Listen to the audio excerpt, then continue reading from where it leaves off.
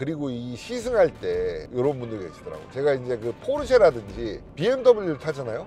그럼 텐션이 높아 막 으아 막 이러면서 텐션이 높으니까 그게 찐이고, 다른 차를 탈 때는 약간 텐션이 낮은 거 보니까 저거 가짜다 라는 얘기를 하시는 분들이 계세요. 그분들께 제가 언젠가 한번 말씀드리고 싶었는데, 지금 이 차를 타면서 제가 막 으아 요거 봐라 요거 봐라 막 그러진 않았죠. 이 차는 그런 차가 아니에요, 애초에. 그렇다면 까이엔이나 람보르기니 우루스는 어떠냐? 걔네들도 좀 그래요. 무슨 얘기냐면 뭘 염두에 두고 만들었는지가 다르다는 거예요. 명백하게도 아우디 차들은 텐션이 막 올라가는 그런 차는 애초에 아니에요. 안락하게 달린 차입니다. 아우디가 추구하는 차의 정점이 어디에 있냐면요, 여러분들이 원하시는 그 지향점에 있습니다. 어쩌면 여러분들이 벤츠, 메르세데스 벤츠라고 하면 떠올리는 그 이미지에 지금 현재 가장 가까운 차가 아우디일지도 몰라요. 일지도 몰라요가 아니고 아우디입니다. 명백하게 그렇게 얘기하고 싶어요. 안녕하세요. 이거 사정해주는 채널 박스 까남의 까남입니다. 저는 지금 아우디의 이트론 Q8을 타고 있습니다.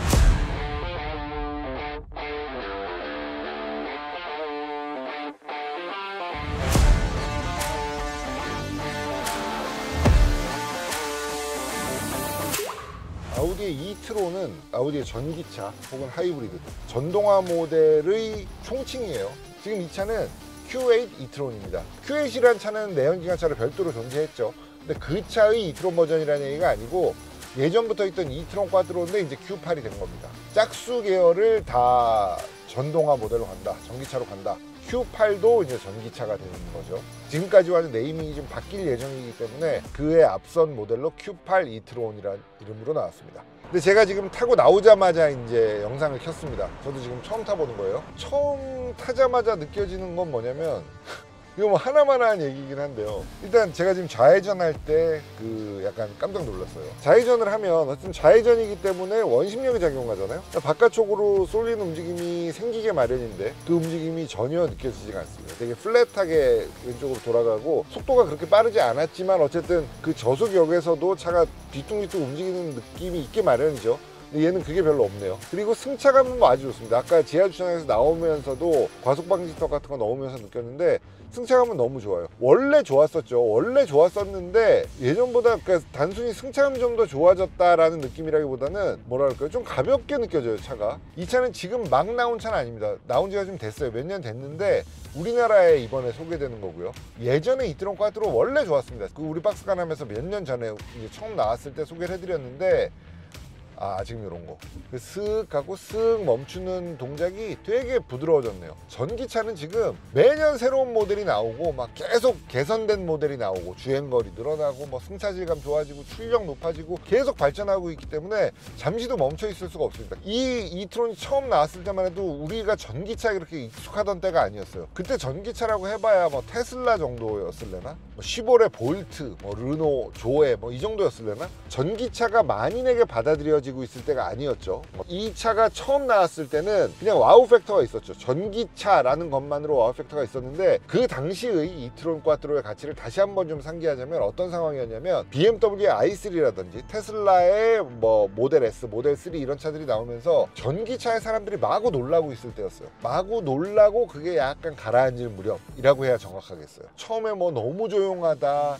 진동 없다, 밟으면 튀어나간다, 막 그런 여러 가지 것들에 이제 막 놀랐죠, 사람들이. 그 다음에 어떤 현상이 벌어졌냐면 이거 약간 그 내연기관이랑 좀 다른데 그게 좀 난 불편해 라는 사람들이 나타나기 시작했어요. 어떤 부분이냐면 말이죠, 엑셀러레이터 감각이죠. 엑셀러레이터 감각이 내연기관이랑 달랐어요. 저는 이제 허당친다라고 표현을 합니다만 밟을 때 압이 꽉 차 있는 주사기를 꾹 누르는 느낌이 아니고 어디서 새는 느낌. 압이 약한 것도 아니야, 어디서 새. 그래서 일관되지 않아. 명백하게도 초기의 전기차들은 가속할 때는 뻑 하고 튀어나가다가 나중이 되면 힘이 빠졌어요. 뿌악 하고 이렇게 힘이 빠지니까 출력이 낮아진 것처럼 느껴지는 거죠. 내연기관 차는 오히려 그 반대인데 말이죠.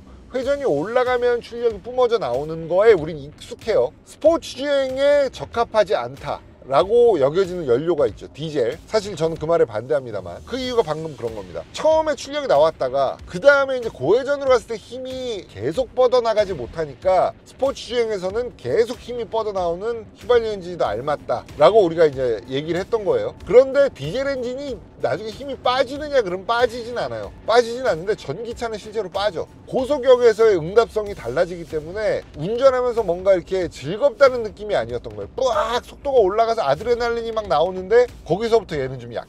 초기에 전기차들이 그랬어요. 근데 또 이해할 만했던 게 전기차라는 게 초기에는 이제 주행거리가 좀 짧았죠. 도심 내에서 이동하는 용도다 라고 하니까 그래 그럼 도심 내에서는 이 정도면 충분하지 뭐 라는 느낌으로 좀 받아들였었어요. 그리고 초기의 전기차는 또 지속적으로 빠른 속도를 내지는 못했죠. 트랙을 만약에 들어간다 그러면 한두 바퀴 돌다가 과열 사인 떠가지고 더 이상 달릴 수 없는 주행 불가 상태에 빠지곤 했기 때문에 이해해주고 들어가는 그런 부분이 좀 있었습니다. 그렇다면 우리 고객들, 아우디 고객들은 어떤 전기차를 원할까 라고 생각을 한 거예요. 그게 바로 지금 제가 타고 있는 이트론의 시작이었어요. 그래서 처음 딱 타면 그냥 내연기관 SUV를 타고 있는 것과 크게 다를 바 없는, 그러니까 아우디의 내연기관 SUV라고 하면 출력과 토크가 모두 크고 승차감이 좋고 오프로드도 완전히 달릴 수 있는 그런 차겠죠. 그 차에서 이질감이 없는, 말 안 하고 타면 야 이 차 왜 이렇게 조용해, 야 이 차 왜 이렇게 진동이 없어 라고 할 만한 운전 감각이라든지 모든 것들이 위화감 없게 설정된 거예요. 그러니까 성능을 억제했다 이런 얘기는 아닙니다. 물론 이렇게 밟으면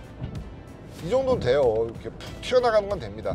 근데 막 우악 튀어나가는 그런 차는 이미 뭐 다른 차에서 경험해 봤을 거고, 그렇게 세팅했을 때 우리가 생각하는 종합적인 자동차 운전, 안락한 주행에는 별로 어울리지 않는다라고 판단했기 때문에 이렇게 세팅한 거예요. 그래서 처음에 이트론 꽈트로가 나왔을 때도 저는 아주 마음에 들었습니다. 그러니까 뭐 전기차를 탈 거야 라는 사람에게는 전기차다운 뭔가 다른 와우 팩터가 필요하지만, 나는 그냥 아우디에 지금 좋아, 지금 좋은데 전기로 달리는 아우디를 타고 싶어 라는 사람에게 아주 알맞는 차였다는 거죠. 지금 나온 Q8 이트론도 그 연장선상에 있습니다. 그냥 아우디다운 주행 감각입니다.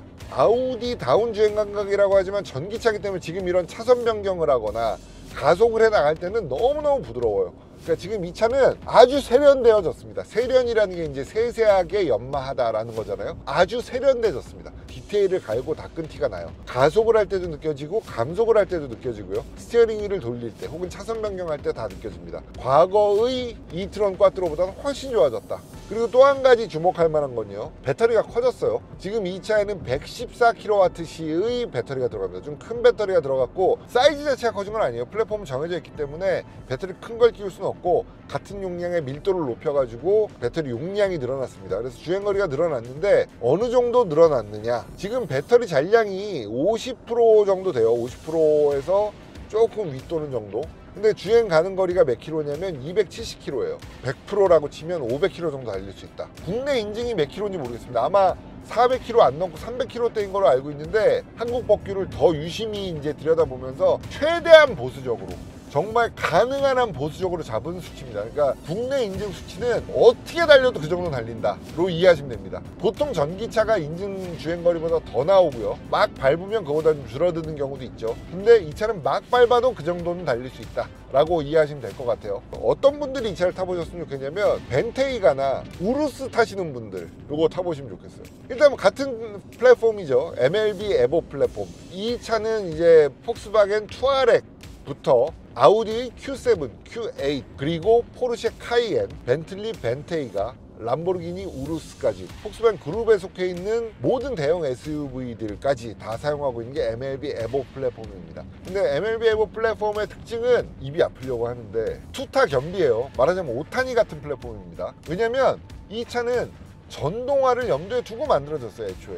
그러니까 내연기관을 싣는 것도 염두에 두고, 모터를 싣는 것도 염두에 두고, 혹은 둘 다 싣는 것도 염두에 두고 만들어진 플랫폼입니다. 종합적으로 따졌을 때 승차감이라든지 고급감이라든지 운전 감각에서 이 차보다 뛰어난 전기차는 없죠. 안락하게 달리고요, 엔진 소리도 뭔가 막 앙앙 해가지고 막 자극시키는 것보다는 자극을 줄이고 편안하게 달리는 차. 여러분들이 그냥 막연하게 머릿속으로 생각하고 있는 메르세데스 벤츠의 움직임, 안락하고 편안하고 한없이 부드럽고, 그런데 달릴 때 느리냐 그러면 또 그건 아니고, 그런 차가 아우디에 훨씬 가까워요. 왜냐? 이제부터 들으십시오. 메르세데스 벤츠 오너분들은 더 이해하실 거예요.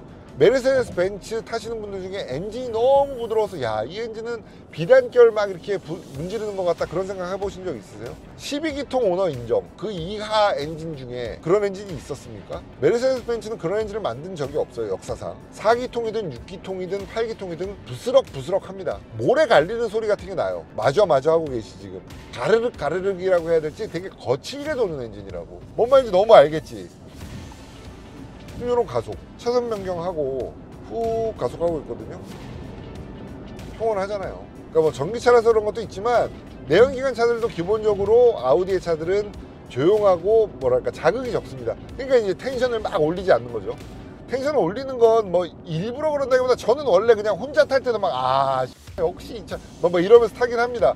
근데 언제나 그러고 싶진 않아요. 피곤하지. 천천히 슥 흘러가고 싶을 때도 있잖아요. 그럴 때는 아우디가 최고라는 거죠. 실제로 아우디의 꽈트로, RS 꽈트로를 만들 때 포르쉐의 기술도 들어왔고요. 일단 가족 기업이다 보니까 원래 같이 성장해 왔고 이 세상에서 가장 잘 나가는 형제라고 봐도 됩니다. 벤틀리와 람보르기니는 어디에 있습니까? 폭스바겐 그룹 내에 같이 소속돼 있는데 아우디 산하에 있는 게 람보르기니와 벤틀리예요. 그 얘기는 뭐냐면 아우디가 폭스바겐 그룹 내에서 담당하는 영역이 중추 역할을 한다는 거예요. 그러다 보니까 아우디가 신차를 개발한다는 건 아우디 혼자만 쓰는 게 아닙니다.